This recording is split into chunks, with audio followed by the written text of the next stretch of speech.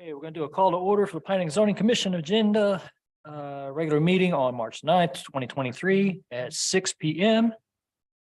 Here in Kennedale, Texas. To address the planning, I'm going to say it anyway.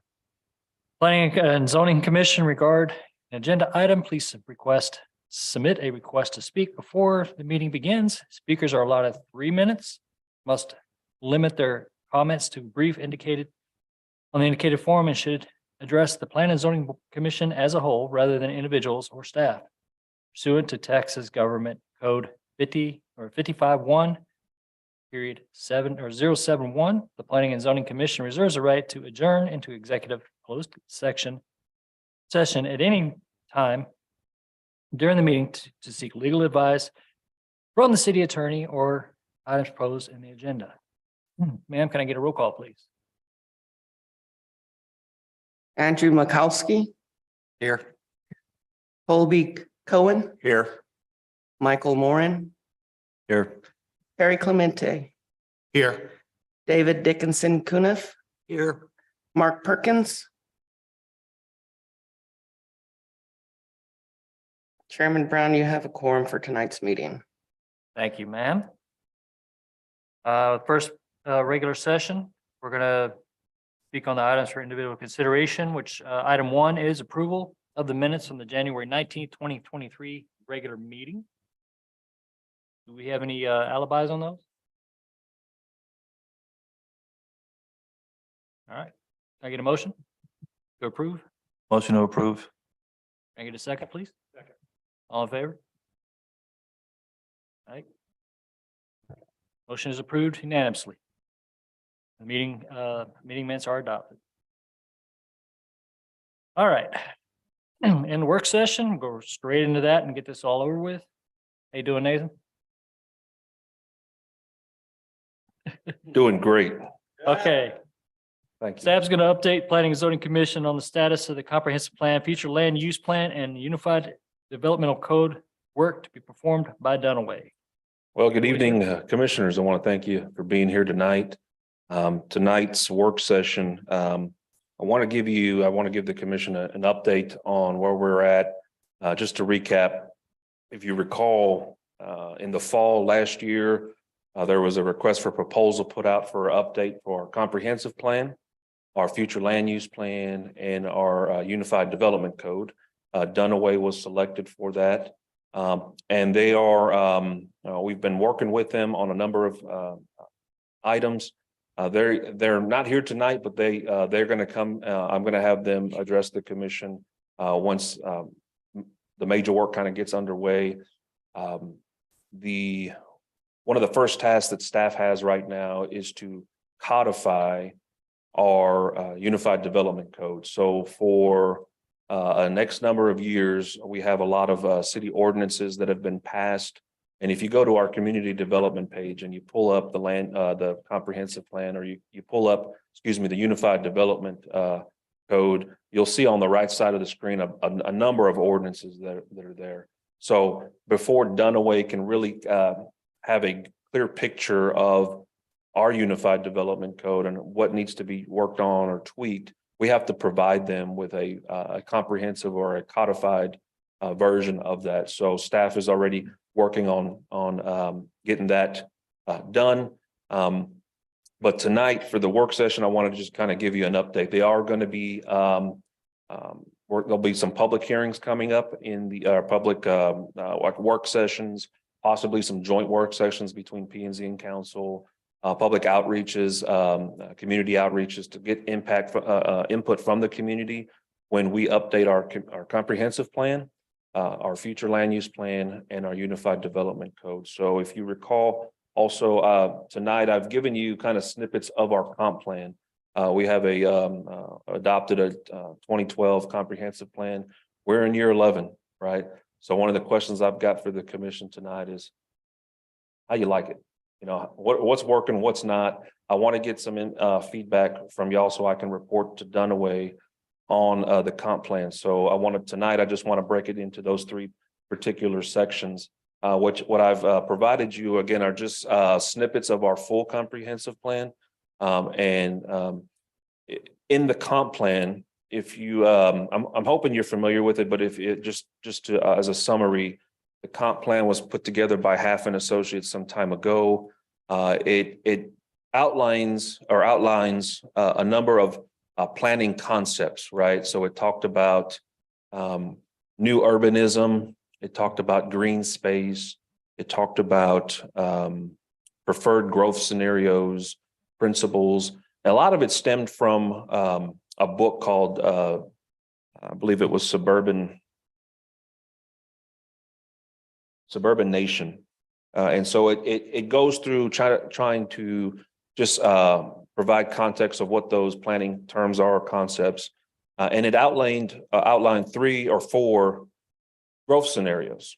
And per that plan, the decision, and you'll turn to page, I think it's the 4th page in that little, looks like this, right? So that's the preferred growth scenario that the comp plan outlines. And part of that includes 2 things, new urbanism and green infrastructure. And so that comp plan, those portions of that comp plan has kind of been our guiding document. Just to recap what new urbanism is, it's talking about livable streets arranged in a compact walkable blocks. Again, this information, if anybody's watching online, is available on our comprehensive plan on our website.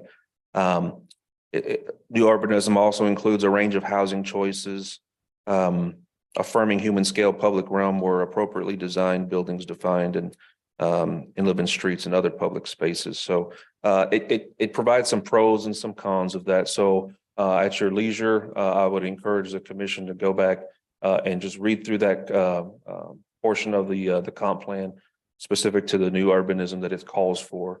Also, green infrastructure, right, is another one of the concepts that was the preferred or designated as the preferred growth method here in town. Green infrastructure, right? So a network of green belts along kind of our existing creekways, open space, green space, preserving those natural creek areas and corridors. So that's just a brief overview of what the comp plan called for. My question to the commission is, in recalling those concepts, what do you like about the comp plan and what don't you like? So I was hoping to kind of go around the room and like to hear your thoughts on the matter, so that I can kind of, again, report back to Dunaway. Here's what's working in town. Do we like the new urbanism? Do we like the green infrastructure? Is there something else that would be more appealing or something that hasn't been addressed in our comp plan that you'd like to see included? Again, we'll have full public outreaches to get more input, but I was hoping to use tonight as kind of the introductory kind of introduce this conversation to the commission.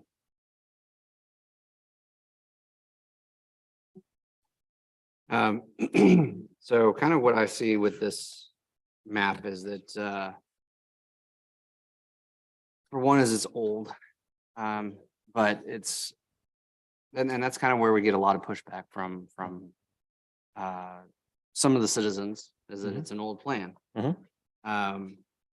And I look at this plan and it's hard for me to see that there would be a different type of land use that would work best for this scenario. Okay. I think the map is still fairly current, but I do think that we need to update it to if the climate or what the citizens want to tolerate has changed, and it seems as if it has. So getting those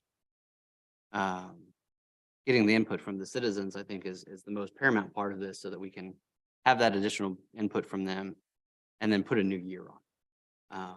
Just to say that, hey, look, we've revised this, we've looked at it. And to be honest, this is still the best land use scenario that we have, and this is the most agreeable, so we can have a new year and move forward with it. Okay. Now, were you referring to the map on scenario 4 or the future land use?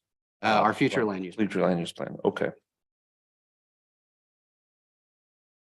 This is drawn in concurrence with the 2009 study that was done for 2015 realization. Is that correct? I believe so. I Okay, believe so. That's probably where a lot of the pushback is coming from. 'Cause, you know, you're expecting a realization of 2015. Well, we're 8 years past that. So I would second that comment on him that he had made over here that absolutely would be a good idea to maybe put a revision out and ensure that, you know, that the direction is still viable, that Okay. the citizens are still looking at that as a positive. Okay. And the other thing, I mean, and I know this may not necessarily be the forum, I'm just gonna kind of throw it out there as a comment.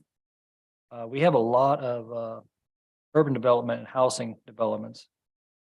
However, our school system is starting to get a little bit saturated. Has there been a location possibly identified for future land use for any further KISD facilities?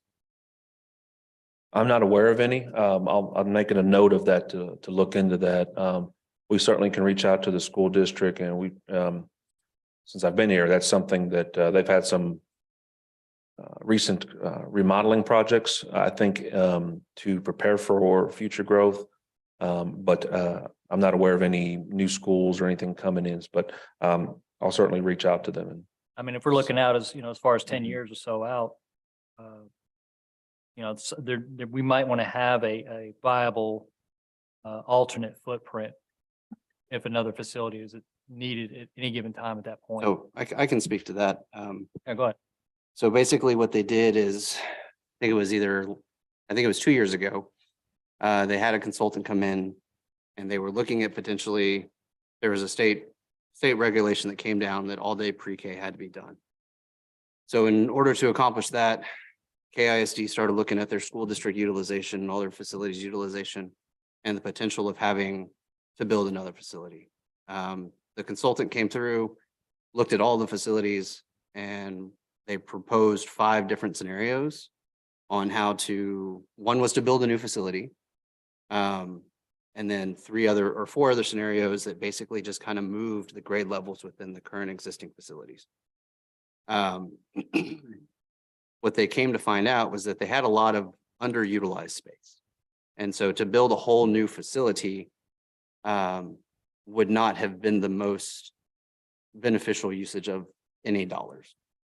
So what they did is they proposed this new option where they're renovating Arthur to be the pre-K kindergarten first grade.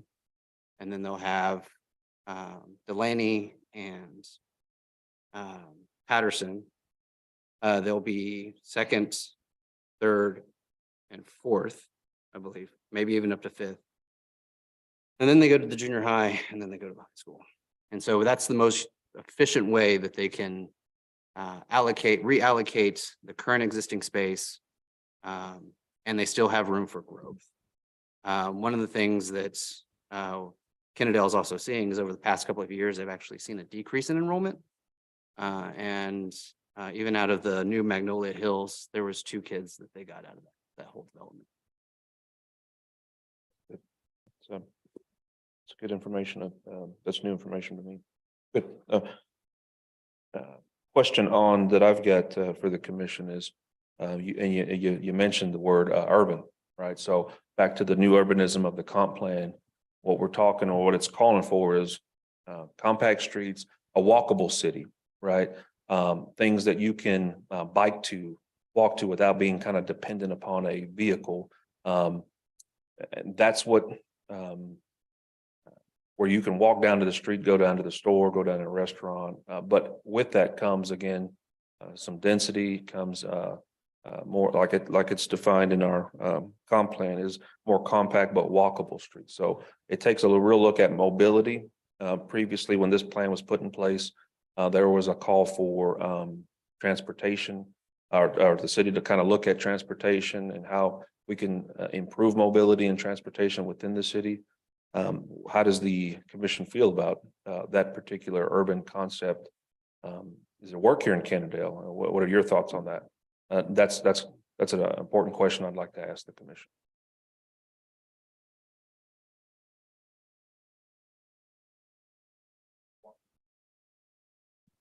Because the majority of the roads here are so old, like they didn't have sidewalks when their housing development was put in, so like they have to walk on the road, which are already very narrow, they're sloped, they're asphalt. Mhm. The People aren't gonna walk there, and there's also, there's no public transportation that comes in, there's no bus, there's no train. I see that there was a site on the map here for a potential commuter train, but of course that has not come to fruition. And again, with all the growth that's taking place with the expansion of our urban development, new housing development, the apartment complex, I've noticed something that's, maybe I just have missed it, but I don't see anything as far as emergency services or any kind of medical service like a Care Now. Like right now, you live in Canada and you wanted any kind of medical service at all, you have to leave, go to Mansfield, go to Arlington, go to Fort Worth, go wherever. But I've noticed there's not even that with our growth as well, not even like a small clinic. The only thing we essentially had, which was Ray's Pharmacy, which, closed up shop 3 years ago, 4 years ago. And that was the closest thing we had really to, yeah. So, Okay.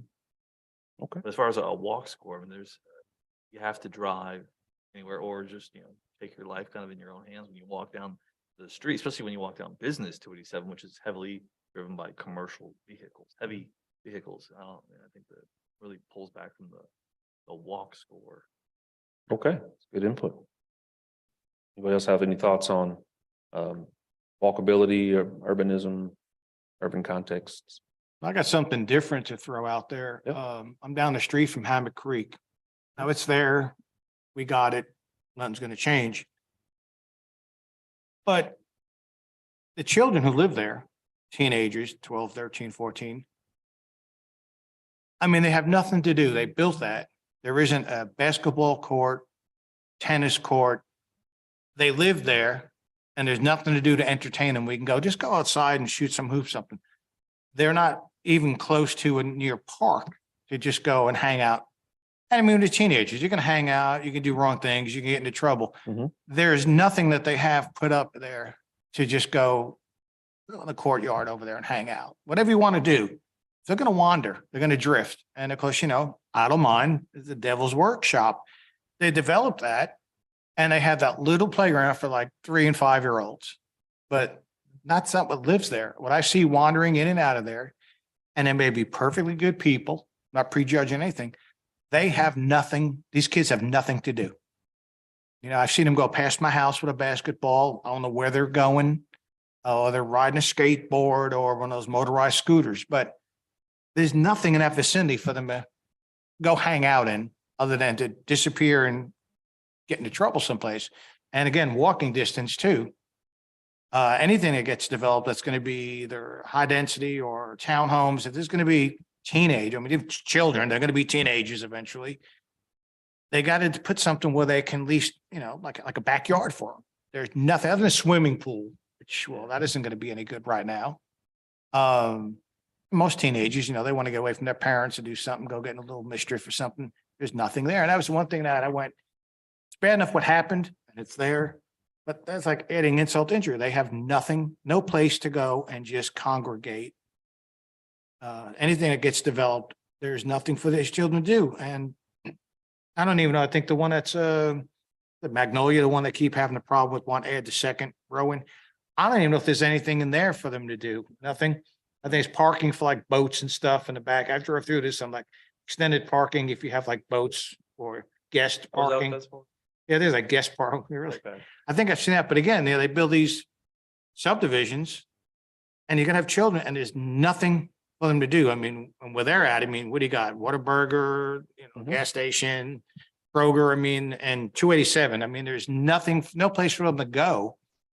When I was a kid growing up, went 4 blocks and it was like it was a grade school, but it was on a big piece of property. And, they had the swings, they had the little merry-go-round. I mean, that may be old school, but they had someplace ride my bike to 3 blocks away, it's 8, 9 years old, not too far away from home, but something to occupy time. That football field, to sit there and toss a ball, run up and down. They have nothing like that to be considered around here. I have seen for the children, Okay, let alone walking, safely. There's no place for them to go. And we have parks, but it's a long distance for the closest park. And I've never even been in a couple of them, even know if there's even anything for them to do when they get there. Miss Sonora, feed the ducks. There's some other park off of Averett or something that you go up, it's I don't know, it's a baseball park or so. I've never even drove in there, Okay. but still it's not. Excuse me? Yeah, I didn't even know it's there. Okay. But, you know, that's consideration. Anything that gets done in this town is give them someplace to go hang out and get in trouble. You know, other than their backyard or the neighborhood and walk around and look for trouble. Give them someplace to congregate, do some things that are wrong, but hey, at least they're all in one spot. Noted. Okay. Any other thoughts on the walkability, urban context, that new urbanism? Well, I think that's a good segue into, part of the comp plan that Dunaway is going to be looking at is our parks plan as well. So that's a conversation that's come up recently, obviously with council, park. How can we improve our parks? Can we put other parks somewhere in other places in town? So that's a great point that you got there. Also segue into green infrastructure that our comp plan calls for. How does the commission feel about mountain bike trails, walking trails, things of that nature? Any thoughts on that? Yeah, I would definitely be in favor of that. And going back to Sean's point, the reason why, all these neighborhoods don't have those recreational, pavilions, those common use, like you see in the big HOAs with the little walking trails and the equestrian or the large pool. That's because the developer chose not to put those in to, save money on the bottom dollar and, reduce those HOA fees. And because of that, Kennedale is not known for being a family friendly city. Not that we're not friendly people. We're just, it's not a great place to live long-term with your family. Because again, there's not a lot here. Family amenities is what I'm hearing. Yeah, family amenities, Okay. there's no parks, there's no water sports, there's no sidewalks. yeah, exactly. I mean, that's a major thing, because when the city was Mhm. developed, it was a much smaller time and a much smaller community, so they didn't have those needs and those wants, and it stayed that way for a long time. And some see that as a good, some see that as a bad, but Mhm. people who come here, they're older, they're already retired, they're empty nesters, so people don't come here with, to start their family, to grow their family, because, they could move it up the road and, Okay. get a little more. Because again, those are newer places that were developed specifically for that. We were kind of piecemeal together. So in order to get to that point, it would take a lot of moving things around, annexing roads, redoing a lot of stuff. And we have to figure out, where's our money best spent? Is it to redesign a bunch of roads, to put in some fancy sidewalks and bike trails to get a few people in? Or do we want to use that money to better sustain what we currently have? Let's take a hard look at that and figure out what is our best use for this money. Okay. Any other thoughts on? In my opinion, I think what happened over the years, not to criticize the past, but I think a lot of times, well, first off, we all change every 2 years sometimes. So you don't get some old school people who've just been here, 8, 9 years and lived it, in 2 years, some people are gone and city manager's gone or the mayor is gone a couple of years. So you don't get consistency. And then sometimes I think you get them, they just throw everything out the wall and see what sticks to go, I did that. Okay, great, but it wasn't a forward it was progress, but it wasn't a direction that we needed. Like he's saying that it was not, the city has not grown into being a kid-friendly or family-oriented town. It was just really, we were just a little podunk. We're just South Arlington. We're just the armpit of Arlington. And it's okay. It's not talking bad about the city, but you want to start growing. Well, you got to bring those in somehow. And of course, it costs money, taxpayers and other stuff. But yeah, it just got hodgepodged, because there was always it was a small town. There always was a money issue. Well, we got money to do this. Up, run out. Oh, well, just stop. I mean, honest, I get that. I grew up in a small town like that and it grew, but except they were smart and they were financially fit and it grew and now it's congested and packed where I grew up in, but it's got everything you want in it. And it's only like Okay. 3.5 or 4 square miles and it's got 19,000 people in it. I mean, it still doesn't feel congested like some other cities do, but they got a great volunteer fire department. They still have the public services are wonderful and the taxes are low because they did bring a lot of industrial in the back area. It was all swampland and that kept taxes low. And, it can work, but they were smart when they did it. I guess they had a mayor who was there for a million years and he was a good business person. And he invited a lot of industry in and gave a lot of tax breaks, but it helped keep the tax dollars down for the people who live there. mean, some houses are 900,000 to $100,000 $100 million homes, and they're paying less in property tax than I am. And they got excellent services, but it can be done. I just don't think it was, I don't think there was enough people here who were able to be here long enough to see it through. Well, they bailed out when things were getting tough, and it just lost the momentum. So now we're starting to bring it back again. We got some good people, some smart people, and I think they're trying to do it. So get the ball rolling is going to take a little while, but sounds like you're good at this and taking, I mean, well, they didn't take any information. They decided they come in here and they go, this is what you all need. They didn't ask us. They told us. They didn't say, well, we're thinking of this. What do you all think? Well, what about this? You think this will work for your town? The people come from outsiders. You don't live here. You don't know what you have to see going on in this town. They didn't ever ask anybody. They told us, you need this. You will get this. This will be pushed through. And a lot of people on staff went, Yeah. Well, that's, well, the- even the audience would just leave and go, why bother? yeah, And that's the- it's changing. It's nice. We talk to people.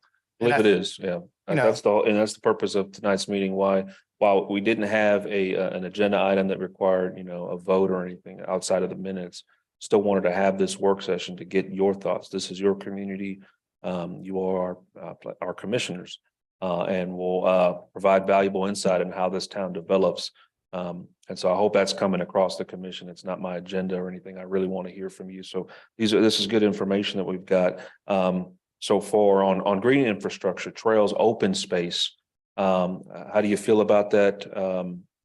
I'd still like to hear some more thoughts if the commission has any.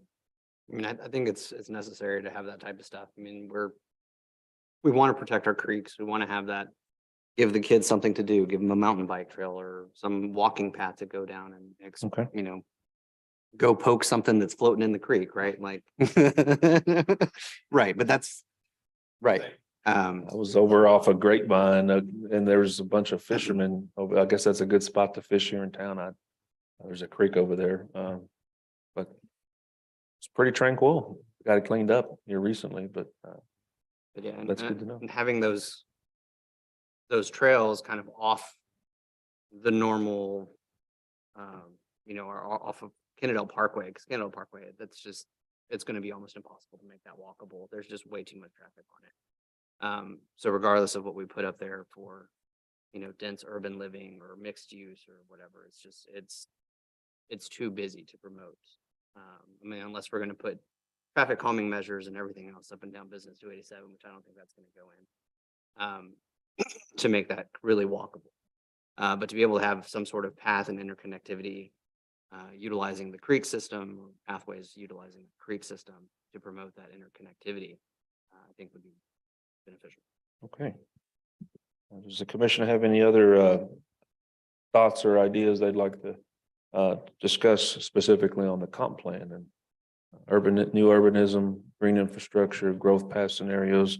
If not, I'd like to ask if we can discuss the future land use plan, what you like about it and what you don't. So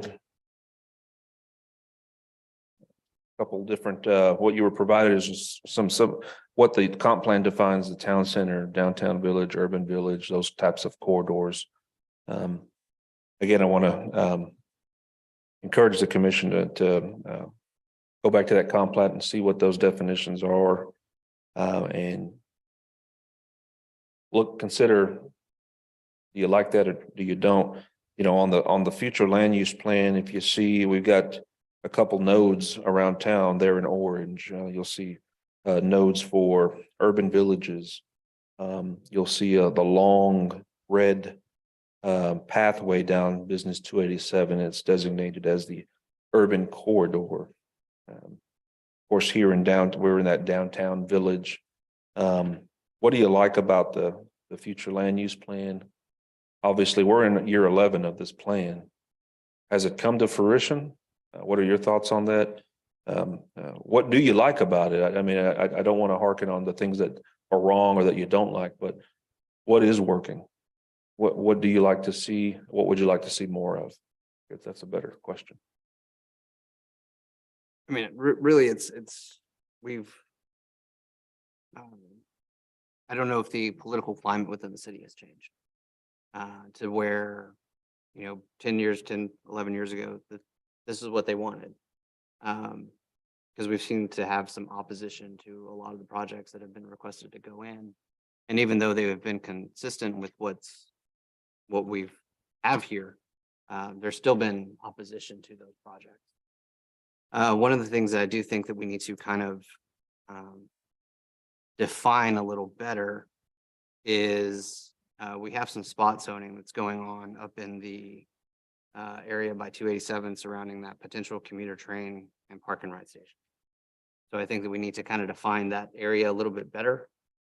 We have kind of had some spot zoning over the past couple of years that has happened within that area. That over there, are we talking 287 and 20, kind of up there by the Walmart? No, where the star is, the potential commuter train. Yes, okay, I see that now.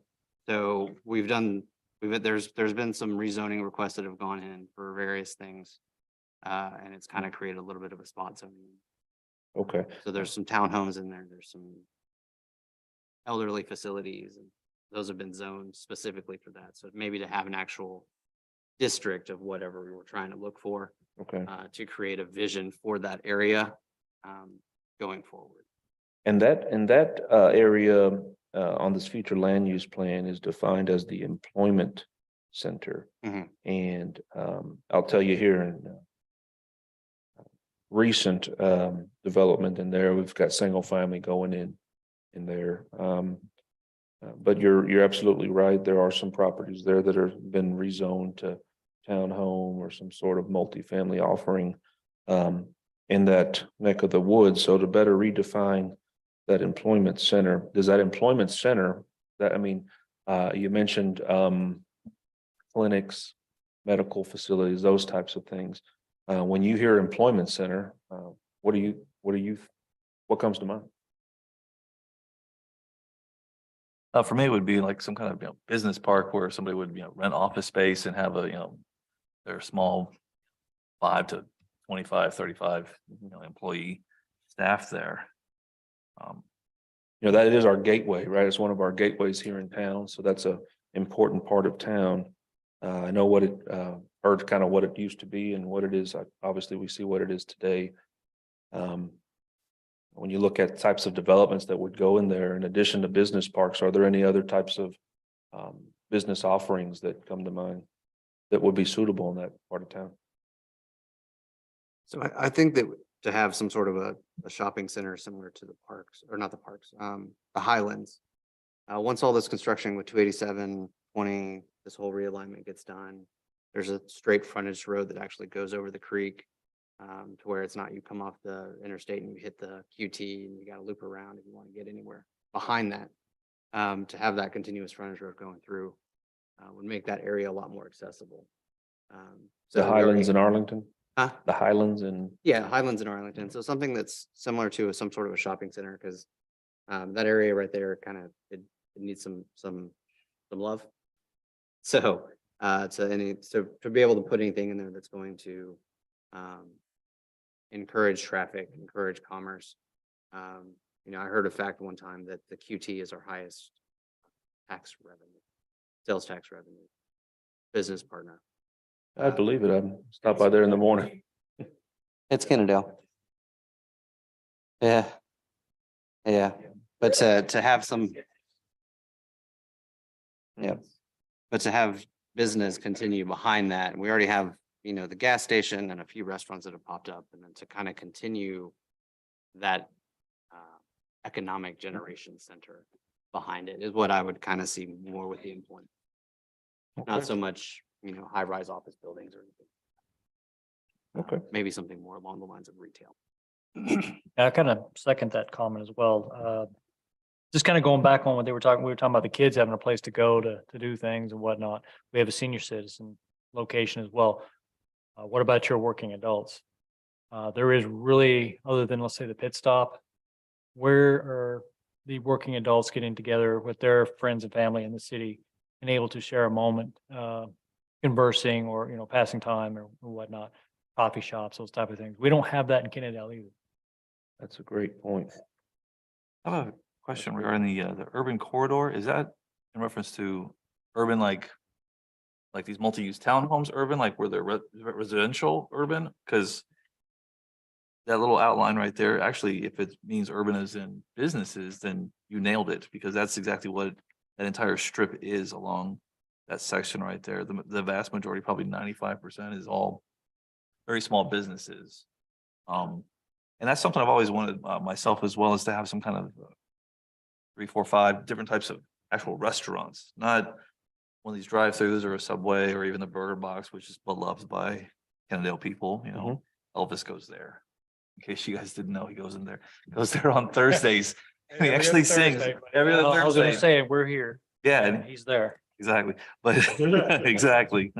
But I've always wanted some, to try to get some kind of restaurant chain, like an actual sit-down restaurant chain, because that'd be, nice to bring some of the Okay. family environment in, because people could definitely bring in more tax revenue, but also, a nice way to, instead of having to go to the Highlands or downtown Fort Worth or somewhere else, I can go to my local downtown area of Kennedale and have a nice meal at a Chili's, or some kind of barbecue place, just. Great point. We've never had that. It's something I always wanted. I was like, well, we have all this extra land. It's always up for sale. It's zoned industrial. Right, and so that urban corridor that's shown in that future land use plan on page 2 of your packet that you've got there, it does call for exactly that: restaurants, professional offices, retail and service. I think what we have out there right now is probably a lot of service offerings, right? Automotive facilities, Kennedale, the automotive industry has a lot of roots here in Kennedale with the Speedway, and so that's what we see off of the Parkway. There are a lot of new offerings that are coming in that are service oriented. Maybe that gets expanded to other types of services, right? Not just one particular industry, but that's a great point. But restaurants, retail in the downtown area, that's my next question. Also, off of the corridor in this downtown area. So I've got sit-down restaurants, coffee shops. I do like what you mentioned about mature, working adults. Where can they go have a sit down with their family? That's a great point. Future land use, again, when you look at, I don't want to neglect the kind of the parks or the open space that's throughout. Everything that you see kind of in that beige area is what is calling for neighborhoods, but a range of housing options. What does that range look like to you?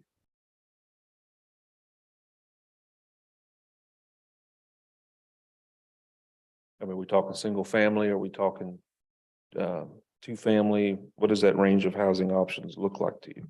All right, while everyone's thinking about that question, I'm going to back up a little bit. Okay. Okay. I mean, the thing that happens here is no restaurant. Okay, what started was everyone kept saying no restaurants want to come here because it's not appealing. I'm going to use a nice word. It's not appealing. Well, we'll get into that one too. So, it's junkyards. No one wants to drive past the junkyard. So, they worked all the junkyards out. Some were not happy, some were happy. They're all gone.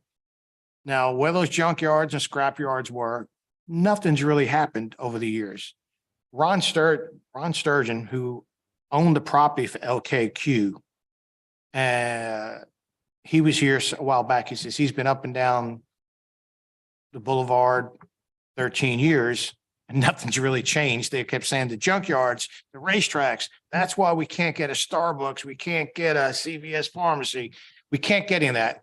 And the next word is, we got more rooftops. We need to bring people in.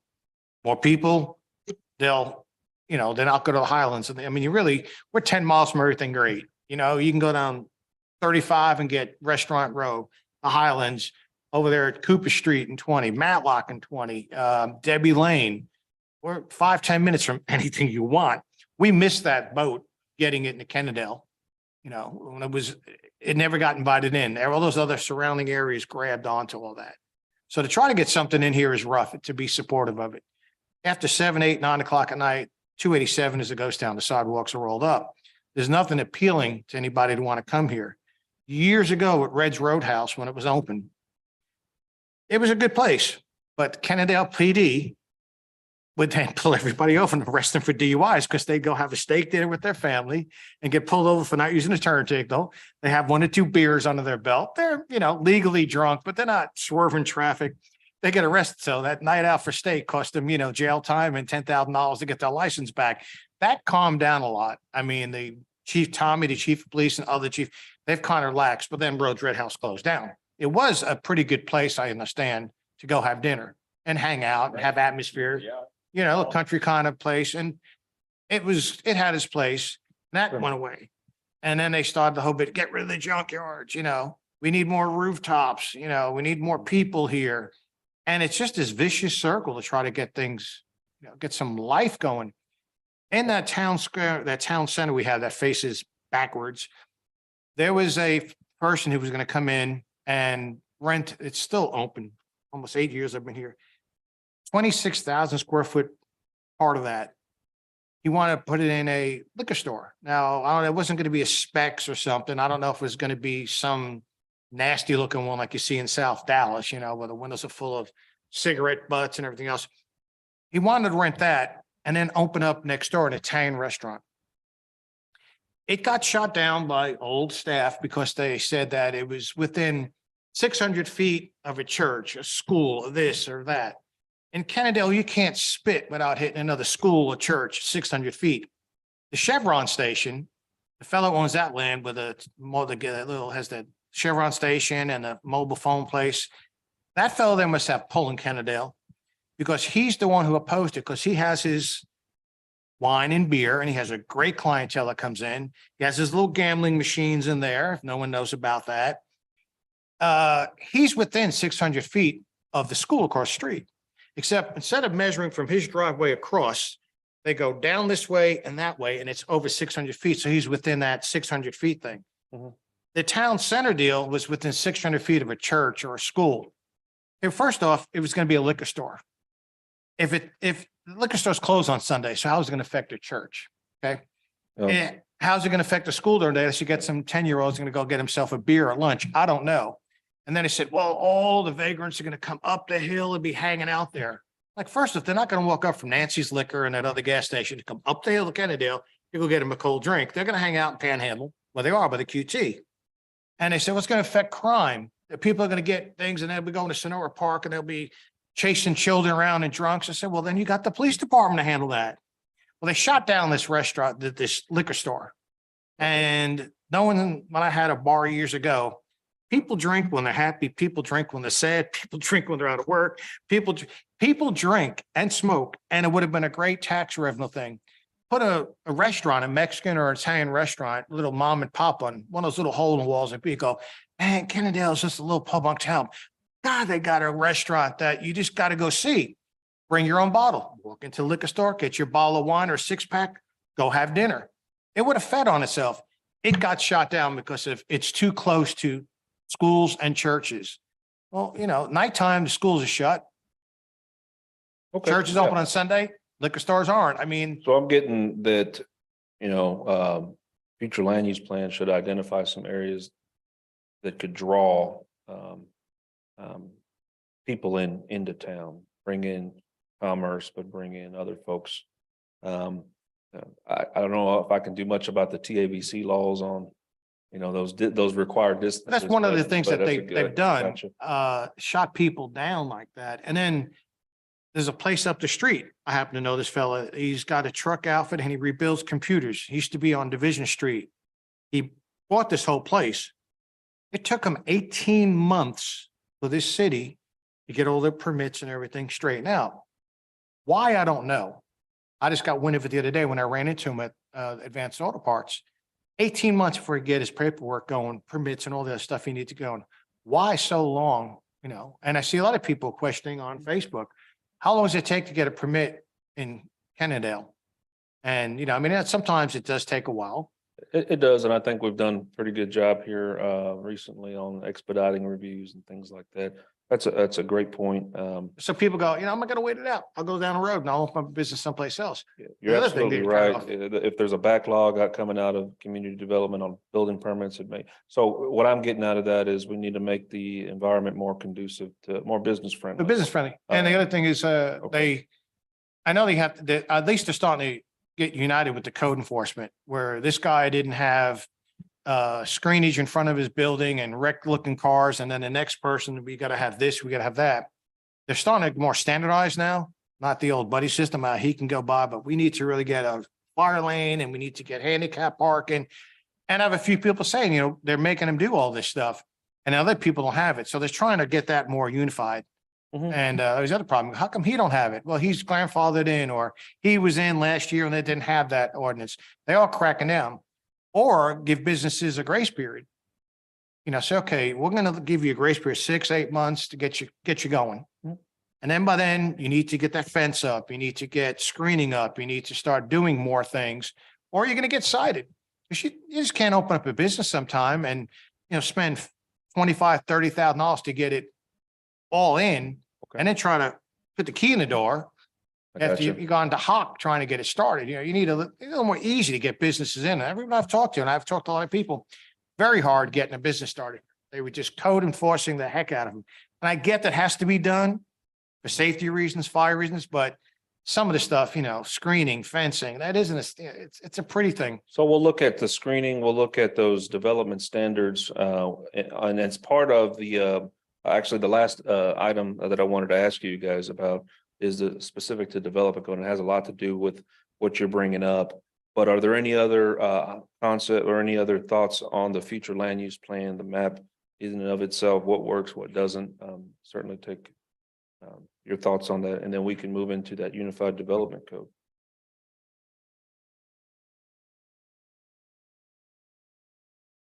I hear you loud and clear. I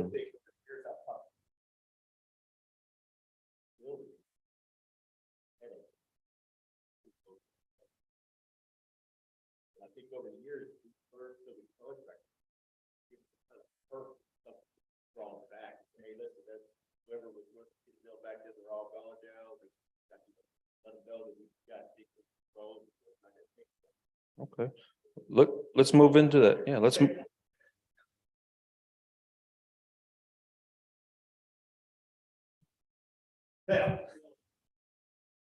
it, started with the city inspector. Somehow or another, they got to work at a building, ugly building. All that area right there.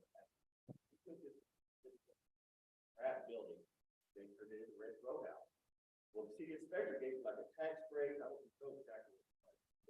Great, as soon as it opened, sure enough, that city inspector got fired, and then whoever came in and said, hey, I don't know what y'all had going on, that's what we can be doing that, so they raised up this red, they. That was really good. Okay. The inspector does now. Was not aware of the history there. That's news to me. I'm always, every day I learn something new here in town on the Unified Development Code. What do you like about it? Have you had much dealings with the Unified Development Code? And what don't you like about it? I'm here, the business licensing, permitting, those, I get that loud and clear. But other aspects of the Unified Development Code, which regulates, that's where you go to the document. That's the document that staff looks at to review for against zoning, right? The schedule of uses, what can you do, where can you do it in town? The spatial requirements, right, of particular pieces of property, lot widths, lot depths, minimum square foot areas, that UDC, the Unified Development Code, regulates that. It also has general provisions that apply to all districts. It has administrative rules on who has the decision powers to make, who has the authority on certain, whether it's a preliminary plat, whether it's a final plat, a site plan review, those types of things. I'd like to hear from the commissioners, your thoughts on the status of our Unified Development Code as it's written. So one of the things that I do know that our UDC hasn't been updated to reflect the new developments that are coming in here. So we've had a lot of R3, R4 style developments that came in. And with that, some of these houses are pretty nice. They're at this moment in time, they're probably around $500,000 homestead or, home values. And since they're on these R4 lots, the families that live in these homes would probably put in a pool. But the spatial requirements and the setbacks necessary for some of these things, I believe it's 8 feet. And so I think it needs to be, especially for the pools, I think we need to change that to be a little more, to allow some of those, have them be a little smaller. I think Arlington's, what they require as a setback is the depth of whatever you're digging needs to be consistent. So if you have 2-foot pool, it's got to be at least 2 foot, 2 foot away from the foundation of the house. So Okay. just kind of looking at those and try to update those a little bit more to be more consistent with what's coming in. Because if there are families that would look into pools and aren't able to put in the pools, that's missed opportunity revenue for the city as well. Okay. Any other thoughts on the UDC? All right, and maybe this is not UDC. Okay, it was explained to me by the mayor that, I don't know where it's got set. I don't understand it all. You can maybe clarify it. Someone comes in and presents to P and Z and to the council, they want to buy this piece of property under 5 acres. And they come in and want a zoning change. Okay, we're gonna probably put these type houses in or something, and it all fits. We just got to look at, does it fit? Does it meet certain things? Not whether we like it or not, of course, if it fits, and we can go, yeah, it should work in the area. And they may present that to council. But once it finally gets rubber stamped, they decide to go from townhouses and decide to go to a multifamily type apartment setup. If it's under 5 acres, they don't have to come back to any of the boards and say, we changed our mind. We're going to go a different avenue here. And that was something I think that was in the UDC for years. And I think they're trying to change that because that's where everyone was coming in. That's why they kind of shut down everything. They were trying to scab up everything under 5 acres. And once they get their zoning change from whatever it was to where they can build on it, once they break ground, they decide to change the route, kind of like Hammock Creek Apartments. Yeah, and it's just like, oops, we just had extra lumber, so we put a 3rd story on it. And you know what? It would take a lot of legal action, and Eric Elam, the owner, tried to change that and stop it. It's kind of like, oops, you approved it, and we don't have to come back and ask for your grace, your blessings anymore. Is that a part of the UDC, something of that situation? I think what you're referring to is the site plan approval. Right now, you're correct. There is it escapes me right now, but it's in, I believe, Article 20, no, that's natural resources, 22, under the authorities, decision-making powers by the staff or who makes those decisions for site plan review right now. You'll notice there's a D, which means the decision is for the administrator. So on site plan review, if the administrator is the city manager or his designee. So traditionally, I believe here in town, that's been the director of development. So there would be the ones to review the site plan and make the decision whether or not it meets the standards or not. But what I'm hearing you say is that on a site plan approval, you'd like to at least have a check on that, right? You'd like to, if there's any changes to an approved site plan, that has to go before council or some other decision-making body and not delegate that solely to staff. Did I interpret that right? It had to do with under 5 acres. I just know. Okay, well, Anything over 5 acres, that could happen, but everything under 5 acres. And I think they're trying to change whatever that is that sets that. okay. So I'll note that on UDC, decision-making on site plan. The 5 acres,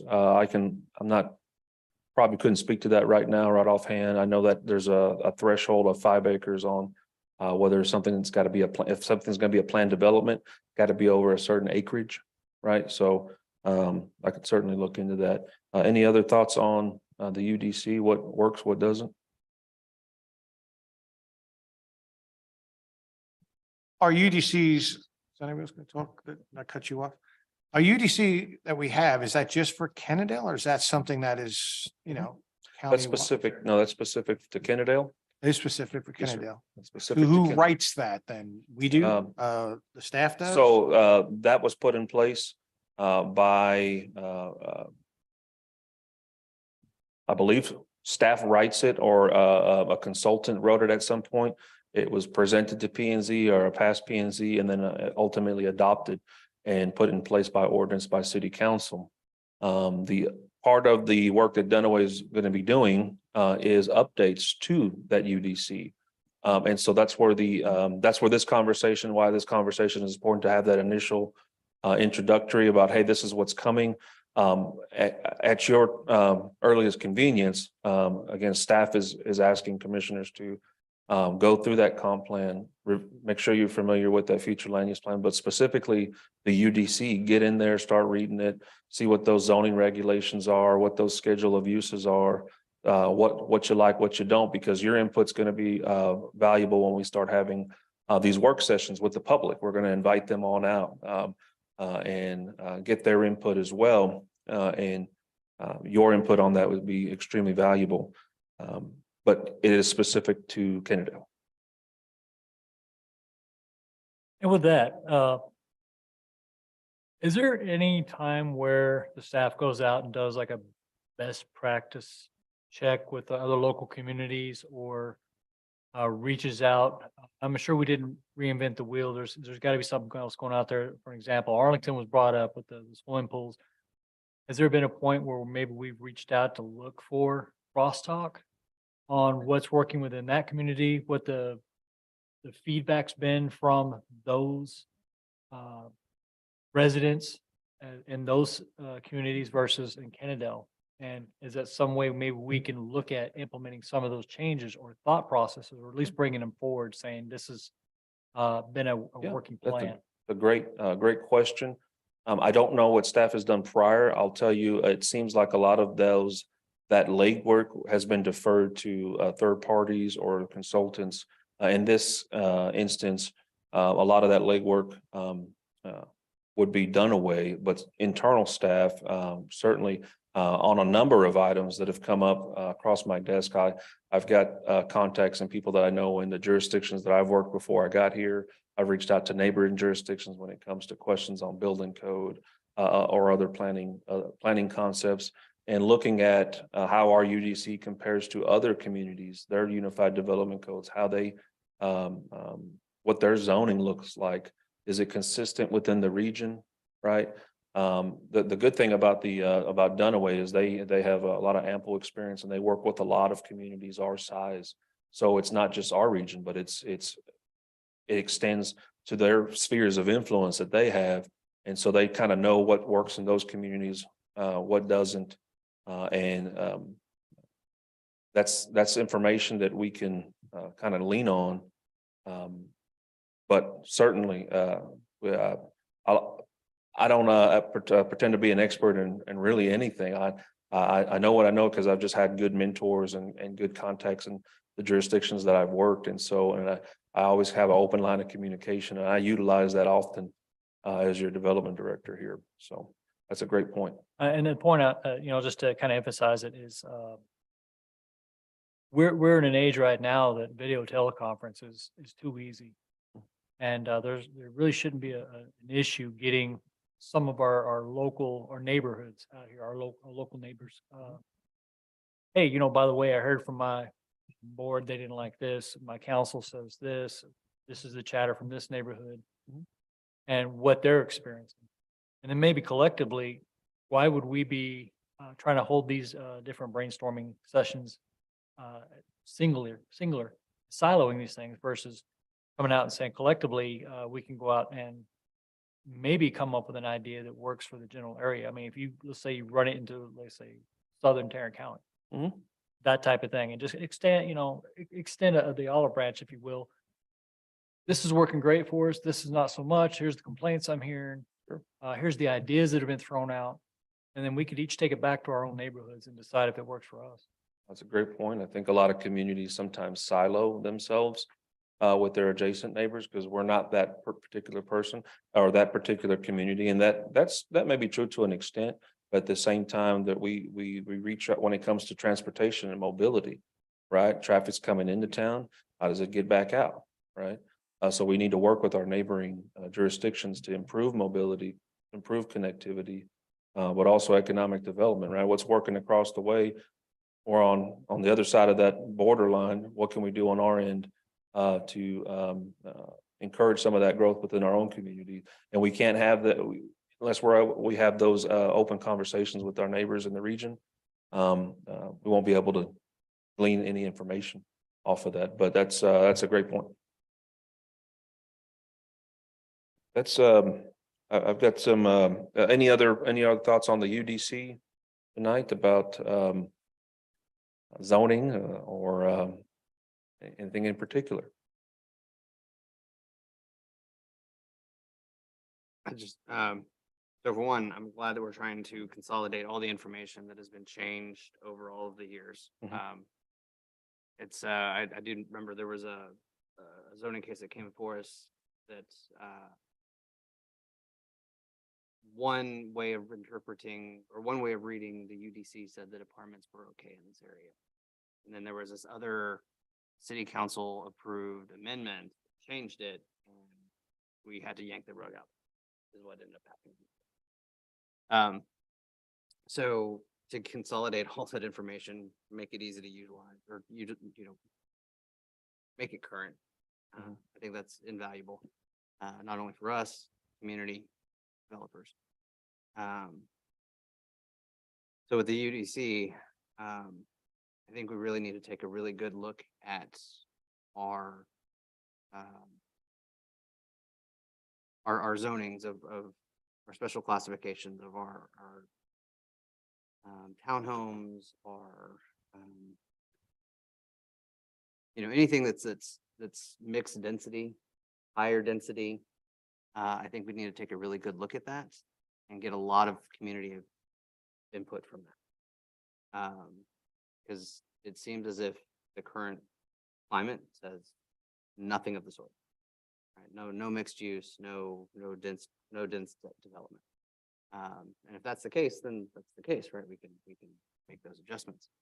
But it seems as if what the general public wants is pretty much what we have is R3 and above is kind of where, to get back to one of your older questions about the beige area on our future land use map.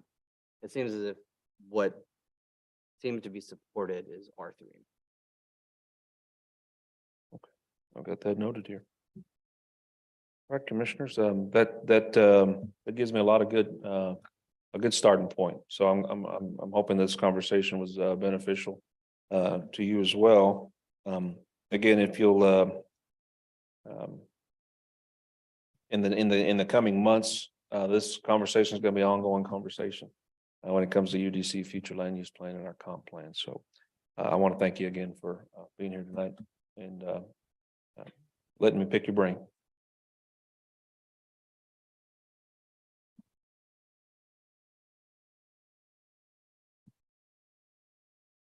Thank you, Nathan. Appreciate the information and the opportunity to allow us to speak to you candidly. Before there's any other discussion needs to be, it's pertaining to the agenda, last attacks, alibis. Everybody's to the piece. All right. Well, at that time, we're going to wrap it up. I'd like to get a motion for adjournment. All right, can I get a second? All right, we are now adjourned at 7:05.